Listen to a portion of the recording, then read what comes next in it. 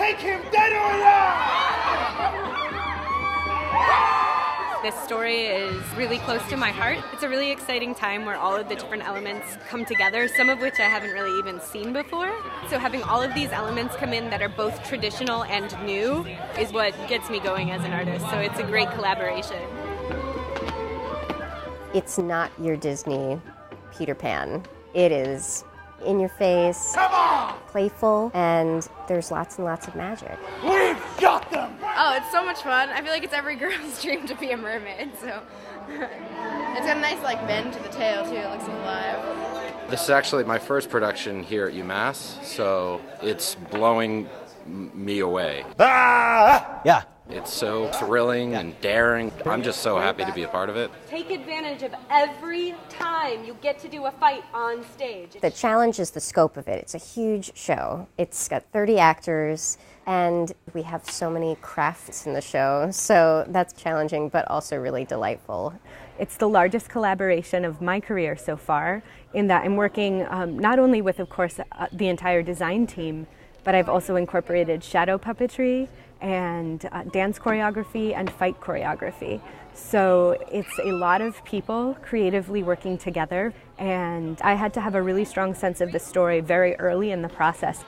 Very much like this, except it's going to be longer so that we can travel across the screen. This definitely isn't the usual puppetry that people are used to. It's all projections and paper that people have made for us. So the shadow puppets give a sense of that storybook magic. The toughest thing is really that any little judder of the hand is going to cause a huge pattern, and so you have to control it without making it seem like the puppeteer's hand is just shaking.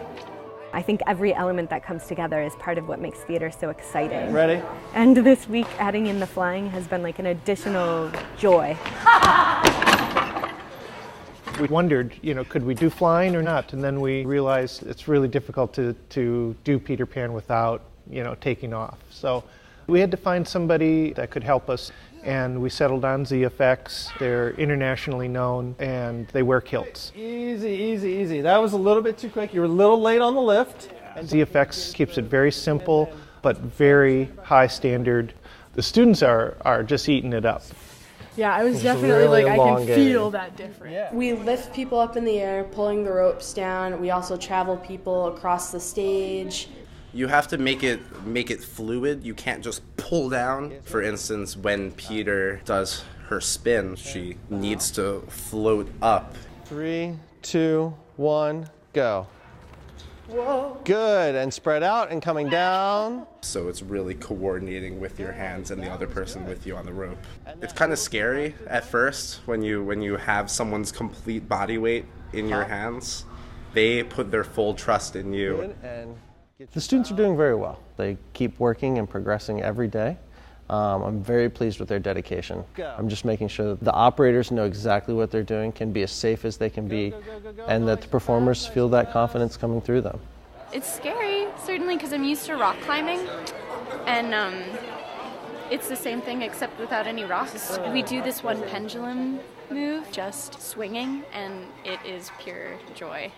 The performers have spent many hours in the harnesses, which isn't always the most comfortable thing, but have just kept coming back. When there's more room for the story, that's when you really start getting comfortable. When there's a reason to fly, then you're like, oh, I'm Peter Pan and I'm flying because I need to defeat Captain Hook. And once there's a reason behind it, the discomfort falls away because you must fly. There's no choice.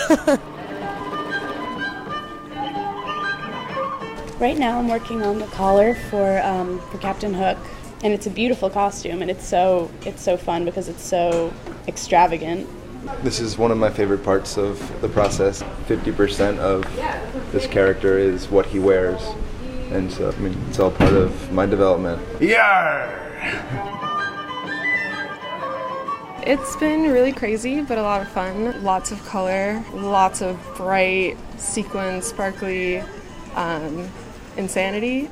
I'm making the crocodile costume. It's the largest costume that we have on stage. It's a really nice way for me to do art that has some kind of purpose. Going up? Going up! I want to do general props and maybe rigging in film, so having this kind of experience is really beneficial, and it's eye-opening. It's been a really fun process. It's been a really long process. There's been a lot of long days and a lot of hard work, but I think we're finally starting to really get this show rolling. If you go back to the text, there's a sorrow and a darkness and a loneliness that's matched by the amazing joy and the playfulness. So I hope that the audience will experience wonder, and that they'll also learn that this isn't a one-dimensional story. There is this inner child that we all have that we can protect and enjoy and play with and experience, and I think that really rings true in this play.